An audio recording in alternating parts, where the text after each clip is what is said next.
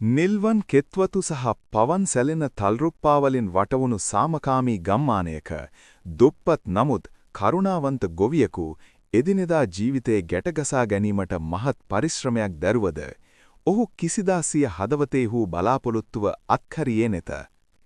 එක් නිසංසල උදෑසනක කම කුඩා පැල්පත අසල වල් පැලෑටි ඉවත් කරමින් සිටියේදී පස යට අද්භූත ලෙස බැබලෙන දිලිසෙන රන්වන් බුලත් කොළයක් ඔහුට හමු විය.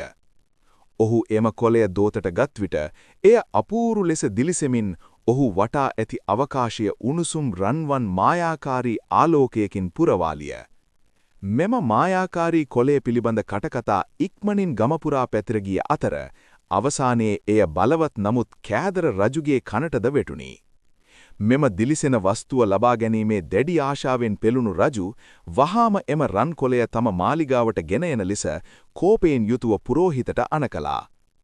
හදවතේ බියක් හටගත්තද නිහතමානී ගොවියා අවංකව සහ ධෛර්ය සම්පන්නව එම දිලිසෙන කොළය මාලිගාවට රැගෙන ගියා. කෑදර රජු ආත්මාර්ථකාමී චේතනාවෙන් යුතුව කොළය අතටගත් සැනින් එහි තිබූ දීප්තිමත් රන්වන් පැහැ අතුරුදහන් වී එය සාමාන්‍ය කොළ පැහැති බුලත් කොළයක් බවට පත්විය. මහත් ලැජ්ජාවටත් අවබෝධයටත් පත් රජු සැබෑ මායාව අයත් වන්නේ අවංකකමෙන් සහ කරුණාවෙන් පිරුණු හදවත්වලට පමණක් බව වටහා ගත්තා.